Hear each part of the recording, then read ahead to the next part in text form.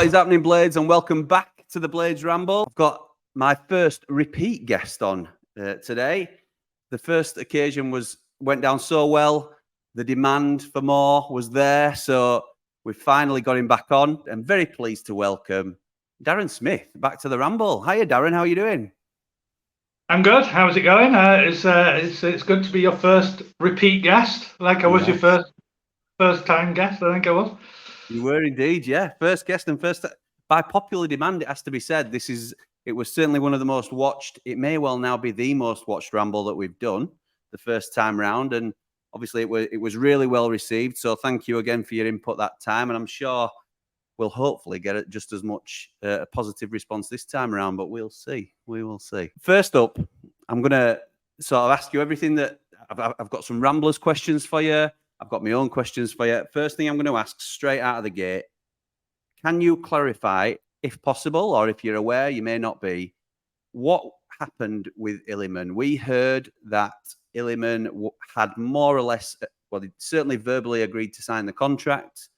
There was the story that came out about him filming a video with Billy doing the handover of the number 10. And then we certainly don't know the ins and outs in terms of what changed his mind officially. There's rumours of an ultimatum from Marseille, but do you know the full details of what actually went on in that scenario? Well, I know the full details from our side of it. Obviously, there'll have been conversations ongoing between Marseille and Illiman's representatives for quite a while. The question I always actually get asked about it is, how come his representatives were able to speak to Marseille before they were sort of given permission?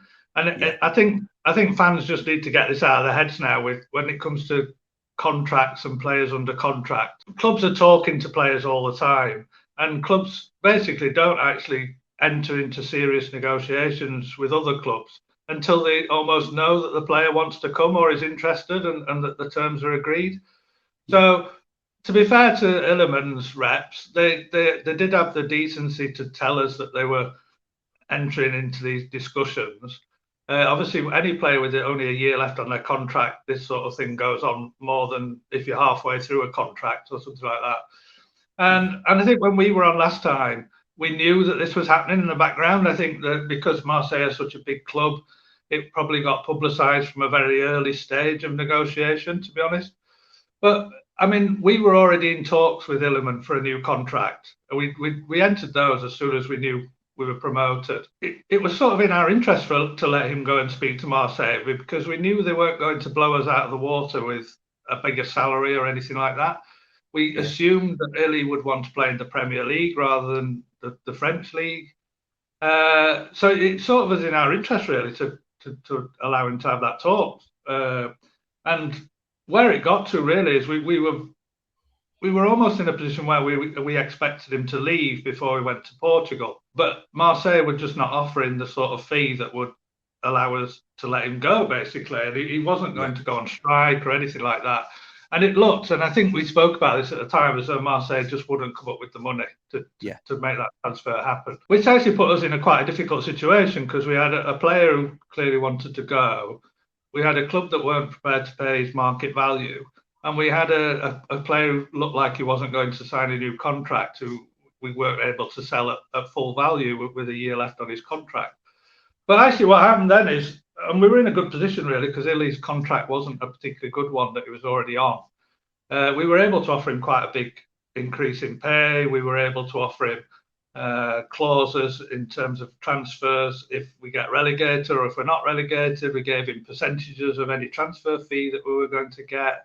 We even, when Marseille's interest came in, we even gave him specific clauses to go and play for his boyhood club.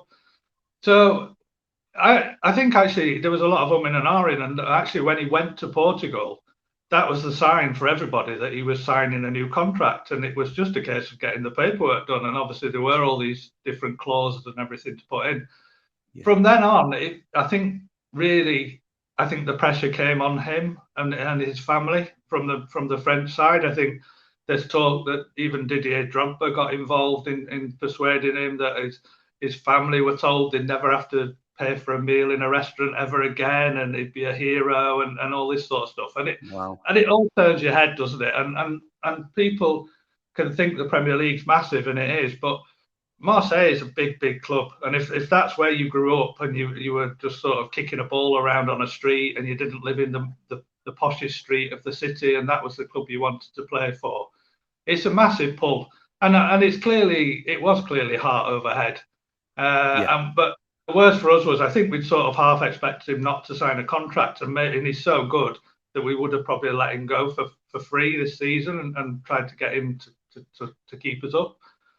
When he actually looked like he was signing a contract, it was almost like it was a sort of too good to be true. Yeah, too true. 2 or 3 year deal, secured a value in him. So then for it to then almost turn around within 24 hours to his leaving. And we were under quite a lot of pressure to get a reasonable fee for him as well. So it wasn't even just a case of his leaving, but we were quite a long way away on fee at that time. And I think we ended up negotiating quite a reasonable fee in the situation, to be honest, but certainly not what we would have probably got from another English Premier League club. No, that's interesting. Thank you for that. And we'll come on to replacements shortly because he's certainly probably the one player that we couldn't naturally replace like for like. But the other major departure from United in the summer was obviously Sander Berge. Now, I came under a little bit of flack for my opinion on Sander, and I think he's a bit of a smiling assassin, and that is my opinion and my opinion alone. I think he's, I'd heard little murmurings from different people actually that behind the scenes he'd always been trying to explore a move away from the club, and that's his prerogative as a player. But coming out making out like he's committed to the club, it just didn't wash with me very well. So in the end, I was quite pleased to see him go on the proviso that we upgraded or we certainly replaced him. Were you aware of Sander wanting to leave on a regular basis? Is there any substance to what I'd heard as far as you're aware? I think, again, we touched upon this in the last programme. I sort of half expected him to leave even back in mid-June. Yeah. It had become a bit of a soap opera with Sander. Virtually window after window after window. It looked like he was going to go, but nobody looked like they were actually going to make any real offers until sort of the last day of the deadline, and then they just didn't appear, or they weren't really what we were looking for, or they'd been intimated that we would get. I think there's a bit of 6 of one of half a dozen of the other here. I think when we were first relegated, it was actually in our interest to make it clubs aware that Sander was available. Yeah. And I don't know whether then when we've sort of got our head down and said, look, we're not going to get the value for him, we'll keep him, whether that legacy was always there, that the club would let him go for the right fee. So there was always interest every window. I think in this particular window, what actually happened was we actually had an offer quite early in the window before the programme that we filmed from Burnley, and it was around about the £10 million mark. And 1, that fee just wasn't big enough for us. 2, we didn't want to sell to a rival. Yeah. And 3, we were actually surprised that Sander was even entertaining the move, because we were under the impression he wanted to play for a club that was qualifying for Europe, even if it wasn't in the Premier League. And so Burnley seemed a strange decision, really. And I think what we expected was that probably we might end up selling Sander, but we'd probably sell him for a bit more than that and not to Burnley. And then as the time went on and it looked like other offers were not going to materialise, there was talk of offers from Italy and Germany and places like this. But again, it just felt like the window was going to be exactly like all the other windows. And if anything happened, it'd be so late in the window that it wouldn't help us. But actually, I think it became a case of if Sander wasn't signing a new contract and Burnley increased their offer, it sort of worked for everybody, really. And again, whether Sander would have pushed for a move or not, whether he was always wanting to leave, I don't know. It's difficult for me to comment. I do find it odd that he's effectively moved sideways, and I've been told reasons for that, but that's, again, I don't know if they're true, so I'd rather not speak about them. Yeah, interesting one. So Illiman Sander go. We were at the time bringing in unproven foreign players in line with our budget and our strategy. And so when the 2 biggest names at the club, or arguably our 2 best players, leave, there's a lot of uncertainty around the club. And we moved quickly then and sort of had to shift gears because we hadn't planned on losing them both at that stage. And Gus Hamer comes in, who I think is an absolutely superb signing. And you could argue that that's not a like for like in terms of players, but It's certainly a right midfield replacement for Sander. Illiman is not as easy to replace. Some of the questions that have been asked, why did it take so long to get an Illiman replacement? I think I know, the usual answer is that we wait during the window for better options to come along, but that's obviously comes with its own risks, and we've arguably lost a couple of chances at getting points early doors. So in your opinion, is that what's happened? Have we waited to try and get the right player, perhaps in Archer, rather than go a bit earlier, get somebody in just so we can fill the hole and go with that? What's your thoughts on it, Darren? I think it was basically a window of two halves. I think there was we started this window on the basis that Sander and Illy were not leaving. And the window was actually going to be what we saw, which was the 4 effectively development players, if you include Trusty in that. So we were already looking to get 4 players in for Portugal, and Portugal was going to be sort of to integrate them. We got 3 of those. 1 fell through, and then we ended up signing Trusty afterwards. Then we were actually going to get the quality was actually going to be in loan to buys. We were not really looking to spend a lot in transfer fees. We had a little bit of budget left, but it was going to be loan to buys. And we were actually going to end up spending a lot more on wages and a lot less on transfers, which again was something we touched upon at the time. Yeah, we sort of had a second window really when the Illy deal happened, and we knew then that Sander would probably leave as well. There was clearly a sort of a rethink and a re-sit down, and to say, look, this is what's the market looking like now. This is our budget. The owner promised them that they could reinvest everything they earned from the 2 deals, so they had a new budget really. I think what the criticism in terms of the opening games is quite valid, but you've just got to balance it. And why I say that is, I think Heikki's frustration early doors was he'd actually identified replacements in the eventuality that Illy and Sander would leave.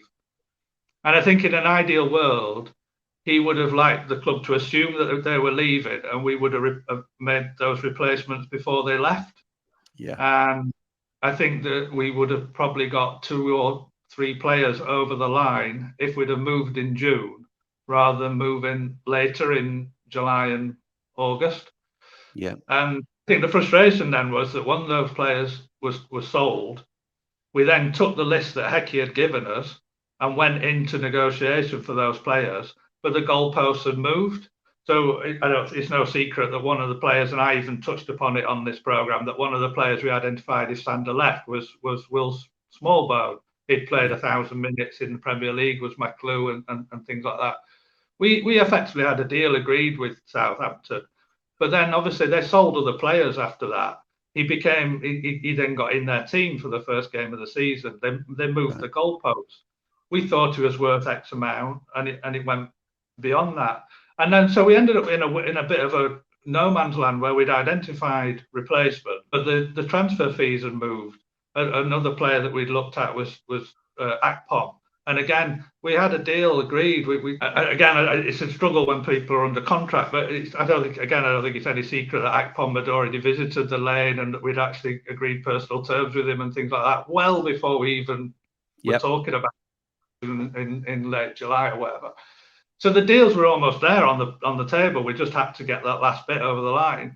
You either buy them in advance and then sell your players, or you get them to sort of 90% there and try to get the other 10% over the line. And I think because we were trying to persuade Illy to sign a new contract, and because we'd had the soap opera with Sander every season, the board was loath to sign the replacements first. But then when they did sell them and the goalposts had moved, we then ended up in a bit of a no man's land, which it probably from the outside looked like we'd not got replacements lined up, or we were scratching around for replacement. But it was just that was where it dropped really. I think what then happened was when instead of just pushing with those same targets, I think Heikki rethought it. So someone like Gus Hamer was not in that original list of players that we wanted to sign.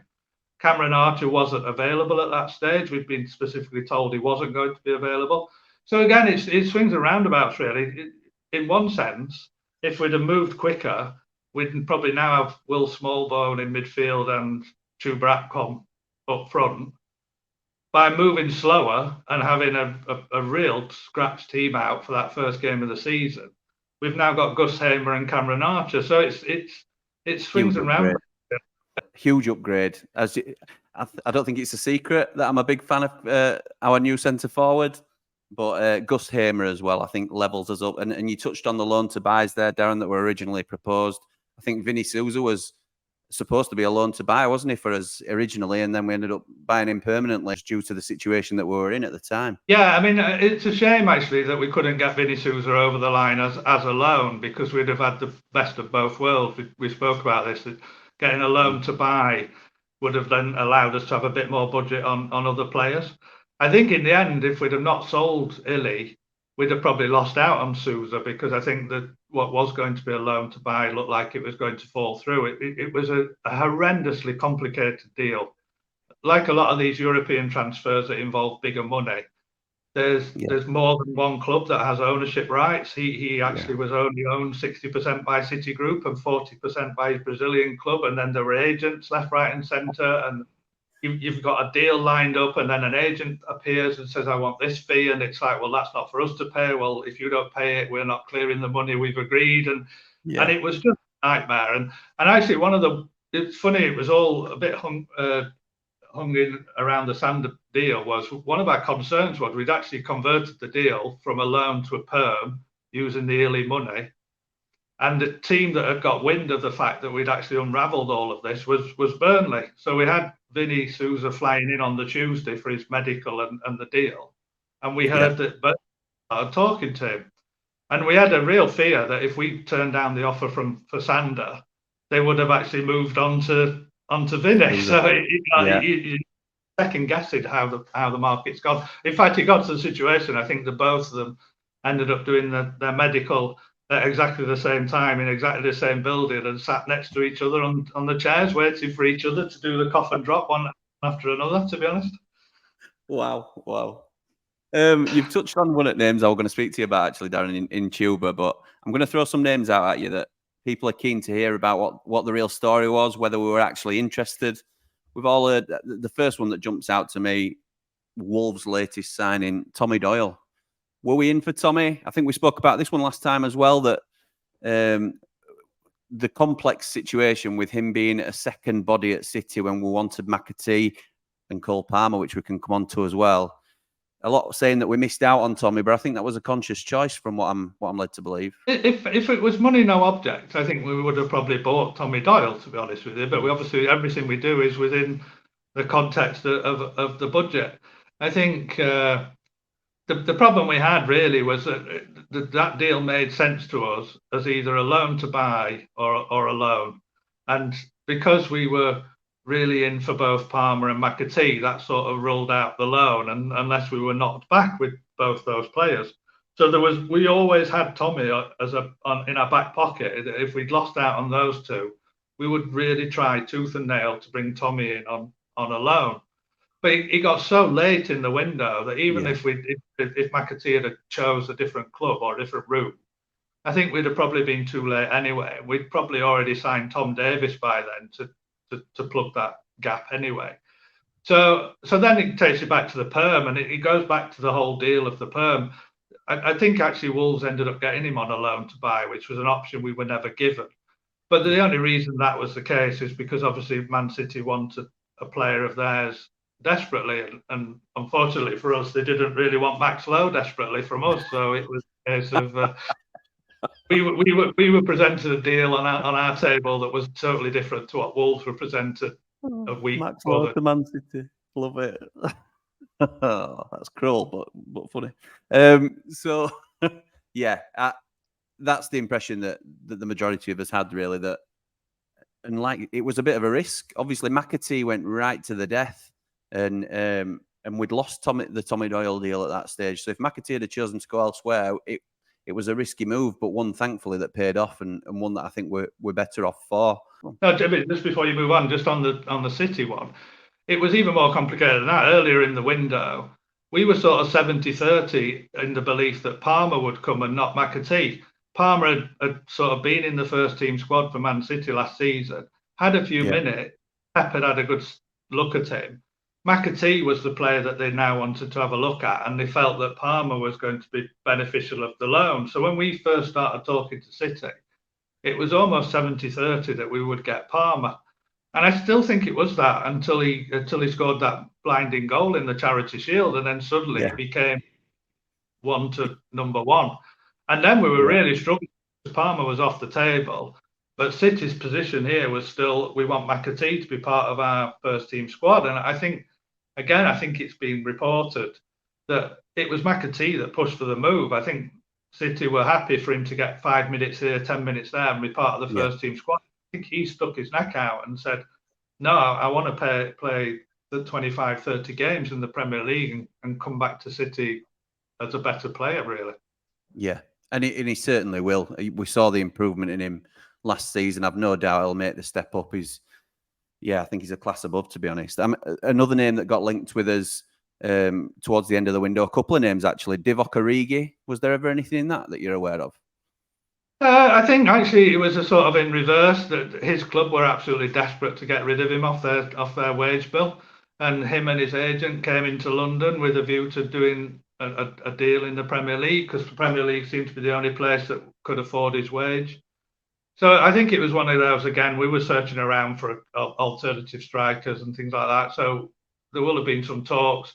But like his rep said, they virtually knew nothing about it. We were sort of in a position where we were being offered this player, but we were never really taking it much further. Also in the conversation, I assume this happened when, due to McAtee being so up in the air, but Pellistri at Man United, before Ten Hag decided to keep him, he was certainly in the conversation for a loan at one stage, wasn't he?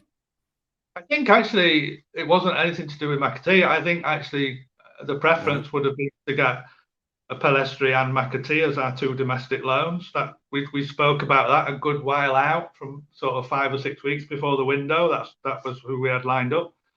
And then partly because Pellistri surprisingly got placed on the bench because he'd sort of been ignored by Man United the season before, which was what surprised us. But so he sort of came back into the fold. But also then we needed to use out one of our domestic loans for the left wing back problem position as well. So it all sort of dropped into place in that final week, really, that we were going to use the one loan we had on McAtee. Yeah, and I think Luke Thomas is a really shrewd move. He wasn't anybody that was really certainly not on my radar in terms of looking at players we could potentially sign for that problematic left wing back role. And I appreciate that it's taken 3 injuries to Osborne, Lowe, Larouci, and obviously Reece. But Larouci got injured after he'd come in. But it was desperate for me that we upgrade that position. I don't know whether you were under the same impression, Darren, but Max Lowe, I don't feel is Premier League standard. Larouci, I appreciate he was brought in as a development player. I haven't seen enough from him. Reece Norrington-Davies would be our starting left wing back, but he's still some way from coming back. I don't know if you've an update on Reece and just your general thoughts now on left wing back now that Luke Thomas is in. When we were speaking last time, we didn't actually speak about the left wing back, but we actually had the deal lined up. We were just literally waiting for Larouci to finish in the under-21s tournament for France. And I think that he came within about a week or 2 weeks of that tournament, and we'd already spoken to people like Ryan Manning, who you were a fan of. I think actually, I'm not sure the club was on the same wavelength as the fan base. I got the impression that if Norrington-Davies had been fit, the club would have been happy with Norrington-Davies and Max Lowe as the left wing backs, and that with Norrington-Davies injured, we were looking for sort of a short-term deal, and Larouci was an ideal scenario of a loan to buy, whereas someone like Manning would have been on a 3 or 4 year contract, and we actually thought we were quite well covered in that left wing back position. And I don't know whether Larouci's just not ended up being the player that we expected, or whether we always expected him to be covered for Max Lowe. But it felt in the end like actually it dropped right for us, in the sense that we just weren't good enough in that position going into the season. I don't think we'd have been good enough with Max Lowe and Larouci. It felt like the club did, but I think with the injuries, we might have resolved it by maybe not by the route that we expected to. Yeah, absolutely. You never want to see players get injured, whether you rate them or not. And obviously, we hope they have a speedy recovery. But we were well covered, but only in quantity for me. And it's we needed an upgrade, and it's worked out better for the first 11 that we've now got Luke Thomas in. So I'm really positive about that. What do you think our chances are of getting him permanently? I think we're almost in the same boat. I get the same impression. The deal was easier to do because it was a straight loan. You don't have to talk about changing his contract and relegation clauses and things like that. So again, time was against us. So there is an element of just doing the loan because it was easier. But again, I don't think we were looking for another left back on a 3 or 4 year deal. I think we still feel like we're covered with Norrington Davis, Max Lowe, and sort of Harry Boyes in that development stage. But obviously, if Thomas plays out of his skin, and then we've always got the option to try and convert that from a loan to a permanent in January. I think the club has to consider that for me, because as I've said, I don't think Max Lowe is up to the standard, and we look at potentially selling him in January if we can get a buyer. And if you convert Thomas into a permanent deal, then you've another loan spot, which is so valuable, as we know.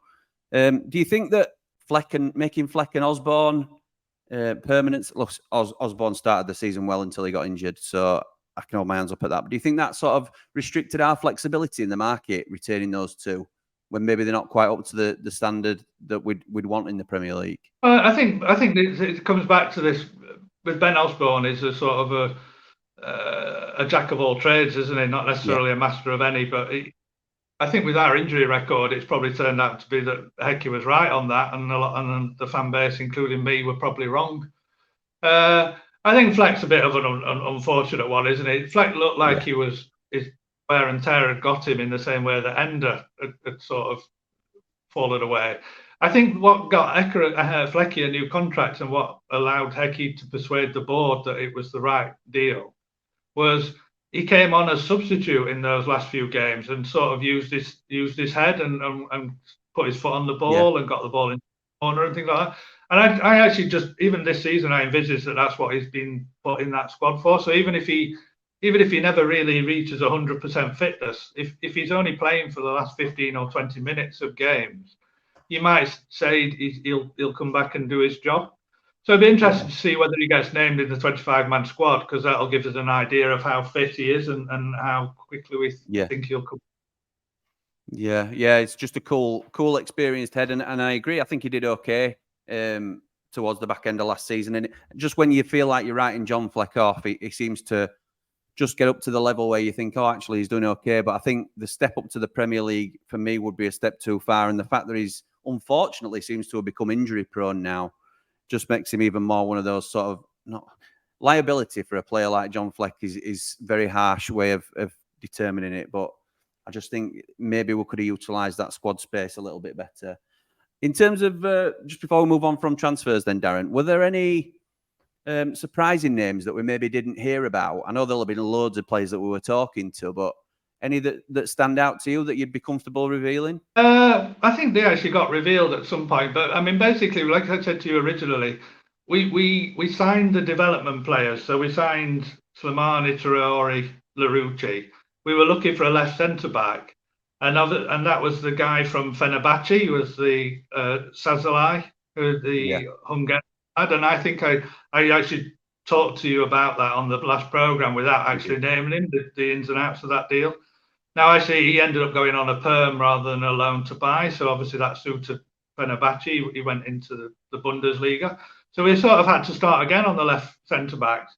That then makes it sound like Trusty was sort of second choice, whereas in reality, we liked Trusty, but he was actually going to be in that bag of loans as to if ideally we'll try not to use our loan on a left centre-back because we felt Arsenal would let him go out on loan again, but not on a perm. So actually, I think and he went away with Arsenal on their American tour and he played. So the fact that we were able to turn that into a perm actually was probably one of the highlights of the window for the club, to be honest with you, that we were able to get a player in on a 4-year deal. I know fans are impatient to see him, but I think it actually worked out right in the end. I think actually the fee and everything was just about right for him. And then obviously the deal, what then happened was, obviously when Illy was sold, we used some of his money to sign Vinny Souza, which we'd moved from a loan to a perm. We then really, the player we had as his replacement, which I was actually referring to before, was a guy called Malik Tillman, who had been on loan at Rangers, and he'd gone back to Germany. And the Bayern Munich had actually bought him out of their buy clause because they liked what they'd seen at Rangers, and we had that deal agreed. And then in the end, it just came down to the player choosing PSV over us. So that actually would have been a deal done very quickly after Illy sold, and again was one of the reasons why it looked like we were not moving. So he ended up choosing PSV. That actually then moved us on to Akpom. So Akpom wasn't actually our first choice, even though we'd actually spoken to him in agreed terms. Akpom was really more lined up in case a striker left, and obviously the obvious one at the time was maybe Jefferson before he got injured. The only other one, I mean, we touched on Smallbone. There was a bit of talk about a Ukrainian striker called Dovbyk, who ended up going to where I'm sat now in Girona. But again, that's another example, a bit like the Vidi Souza, of just an incredibly complicated deal. I don't even think Girona own more than 50% of his sporting rights, which obviously those sort of deals can be done in Europe, but they're not allowed to be done in the UK, as we saw going back to Carlos Tevez and everything. Yeah. So there are deals. We probably didn't mind the European market as much as some fans expected, but when you get into some of these deals around the 10 million mark, their sporting rights are owned by 3 or 4 different clubs, and you sort of have to consolidate all that and get all those deals agreed to get them over to England. It's not too bad with the young players because they've only just been spotted. So yeah, we shopped around. There was the lad Balde that we were looking at that went to Lyon. He was sort of if we couldn't get Pellistri over the line, we were going to go with an overseas loan to buy for him. They were very similar players, really. There'll have been a lot of other names that we floated around, and there was even a striker on the day of the window that we were still trying to negotiate with, going well into the afternoon, which I won't name because it didn't go anywhere else. But so we were still working. We were still working really right to the end, to be honest. Yeah, I remember speaking to you privately about that Ukrainian striker at some stage, and I know you really rate him, don't you? Because you've seen him play for Girona since, and we missed the boat potentially on that one, I suppose. Looking at how well he's done. But no, like I say, what was interesting, you see, with all of this is the Hamer deal. I spoke to the Prince on the Monday night, and he was in a bad mood. I think it was a call that you were in on as well, and he was in a bad mood. We would look like Burnley were challenging us for Souza. Berge was going to Burnley. We were short of players. We'd lost out on Tillman, who was our replacement for Illy. And then on Tuesday morning, we approached Coventry, and by Thursday afternoon, we'd signed him. So the whole thing can change very, very quickly. Absolutely, and that for me is where we kick-started our sort of resurgence in terms of having a real go at survival. I appreciate there may be still moving parts in this next question, Darren. So obviously we don't want to jeopardize any potential deals, but just more in your opinion, we've been linked to a couple of free agents. Axel Zwanzebe being one that came and had a chat with us, I believe, and has done a bit of time training at Luton. Andre Gray is more recently a name that's been touted about. I don't know if you've heard any connection to the Blades about us making any moves on any of these players. No, the only thing I've heard was we did have a little bit of budget left, which obviously we earmarked for this striker on the last day. It wasn't a hell of a lot of money, and I think we have to, if we're going to sign a free agent, we have to do it within the next week. I think we have to do it by mid-September. So I think the idea was we would look at all the free agents and see if there's any that appeal to us. I think there'd be more of the sort of ilk of sort of a Removic or someone like that that's in Eastern Europe, because of salary caps in Europe, there's a lot of decent players that are released just before the window to allow them to be free agents and continue negotiating. So I think there's probably a better quality of player that we've never heard of, to be honest, than the ones that have played in the Premier League are on decent salaries and maybe have had injury problems or a bit over the hill. Yeah, absolutely. No, that's good. I'm going to move on to some Ramblers questions now, Darren. Some questions that have come specifically for you. Mark asks, how is the Takeover progressing? I've got a few on the Takeover, so we'll just roll them into one. would it mean a huge cash injection with a sale potentially? Tim says, is it more likely to be an investor? And Jordan, if a takeover happens, what do you think Prince Abdullah has done well or could have done better? Gosh, good questions. Yeah, Right. just a fair few of them. In terms of the takeover, I mean, my understanding is, like I said to you before, at that time, I think they were all consortiums. I think there has been a bit of a later interest, whereby it was an individual-led transaction rather than a consortium. I think the Prince probably summarised it better than I can, really, when he spoke to the SU Way lads, that basically it looks like he might retain some sort of interest, even if it is just to help the new owner get their head around football, which again suggests to me that these are guys that are not already with football clubs or sort of not a multi-club model or something like that. So I think it's just rumbling on, to be honest. I have to say, my Twitter account personally is just absolutely manic in the run up to the transfer deadline day, and then obviously I'm getting information back from the club as well.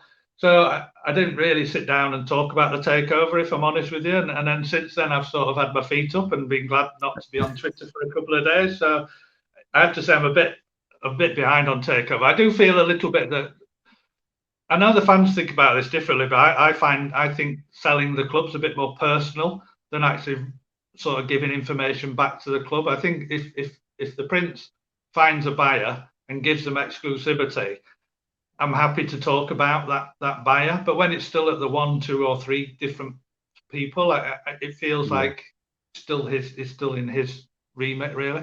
So it's hard then to say whether they'll spend money on the club or not. I think fans have to be realistic. There'll be 1 or 2 buyers out there that are just purely ego-driven and want to sort of be the next Man City. Whether they'd buy Sheffield United, I don't know. If you do it on a purely commercial grounds, someone might spend money initially, but they'll want their money back later. So it's you have to be careful, really. Someone will spend the money, and if the success comes, it could snowball. But if they spend the money and the success doesn't come, it could leave the club in a difficult situation. And I don't think we're going to get some sort of billionaire that it's meaningless to them. In terms of has the Prince done a good job, I think the Prince has made mistakes. I think that might surprise people with people knowing my links to him. I think the Prince admits he's made mistakes along the way. I think you always have to take these things on the whole. When he got first involved in the club, we were in League One. We were in the bottom half of League One. We had David Weir as manager. The only player we could attract was Mark King because of his background. We'd won 1 game that season, and that's because McAllister played. McDonald played in that first game, and then we sold him. So it was So we'd never actually won a game without McDonald. That's the environment the Prince came into the club. And if he did leave us now, yes, Chris Wilder's a big part of it, and yes, other managers have been a big part of it. But if he left us now, he'd leave us in the Premier League. Not the richest club in the Premier League, but I don't know how else to judge an owner other than where he started to where he leaves, to be honest with you. Completely agree. And like you say, other people have played their part in that, but I think his legacy will be set when he does leave the club eventually. And I think people will have everybody's going to criticise the owner. Everybody could always do a better job and that sort of thing. But I think, to be fair, like you said, ultimately, the black and white version of it is bottom of League One. I'll take bottom of Premier League now. Thank you very much. I don't want to be bottom come end, but listen, it's been a superb rise over the last 10 years. You touched on it really that you'd gone a little bit quiet on Twitter.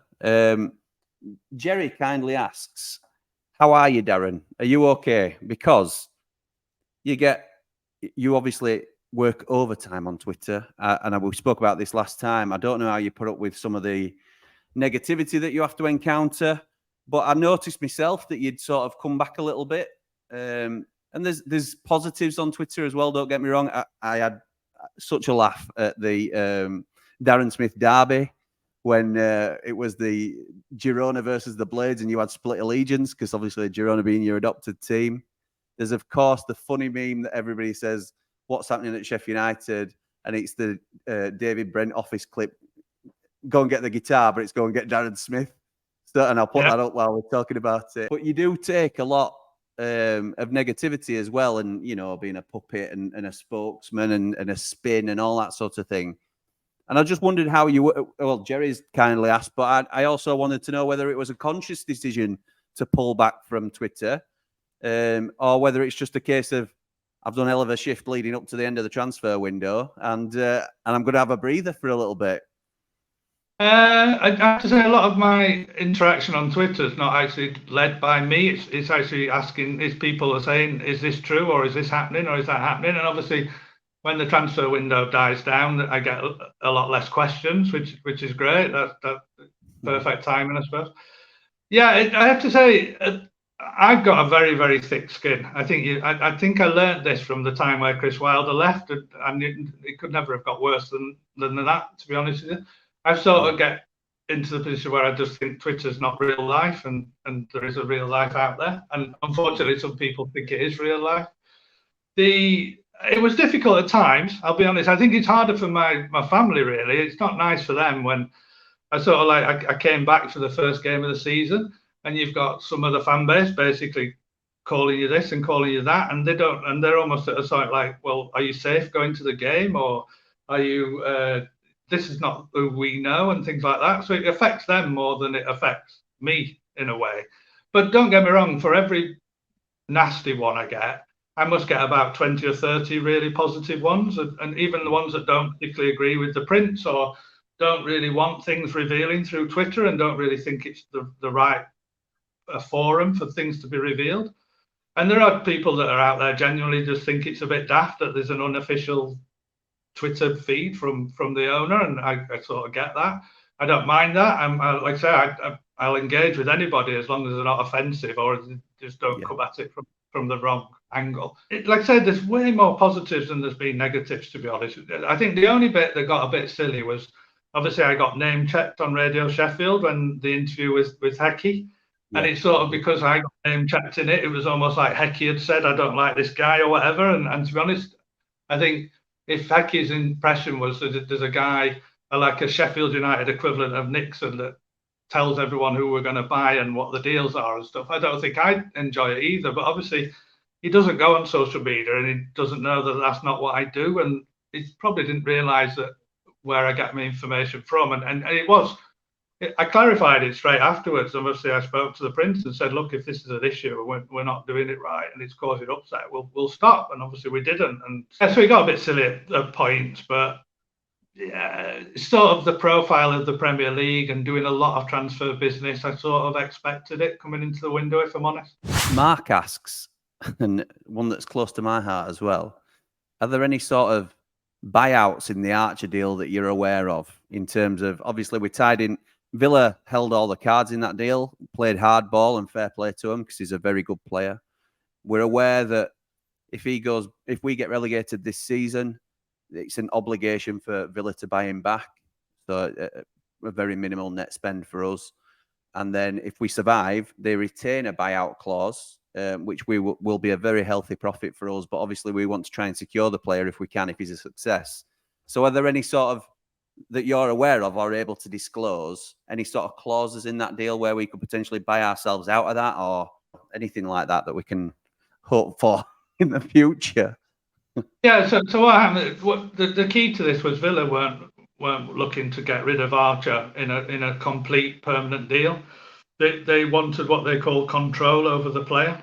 Yeah. So, and there was two sides to this. So basically, this initial bit, which was all a bit creative, was Aston Villa needed a fee for financial fair play reasons, and that's why the initial fee was probably higher than we were looking to pay. We then didn't want to be left with that sort of fee. If we were relegated, that would have been a bit of a millstone round our neck. I don't actually think this was the deal we preferred. I actually think we would have been happier just doing a straightforward deal of say, here's 10 million quid and he's our player. But it just wasn't it. So it went quiet for about 2 weeks because we were all sort of sat not able to do a deal. They wanted to let him go. We wanted him to come, but we just couldn't meet in the middle. So it ended up being quite a creative deal.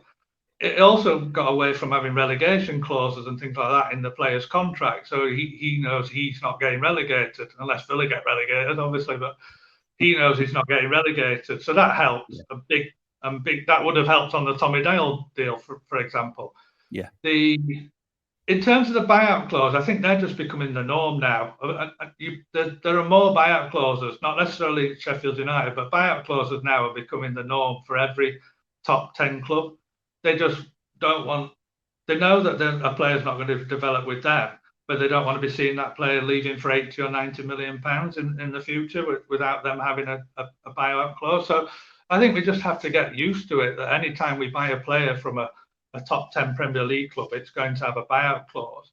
But really, we should want it to happen. As fans, we should want that buyout clause to happen, because it is a massive profit. It means he'll have scored a lot of goals. And I think the buyout clause will lapse at the end of his contract, at the end of the 4 years. So it means that he's done that within a 2, 3, 4 year time scale.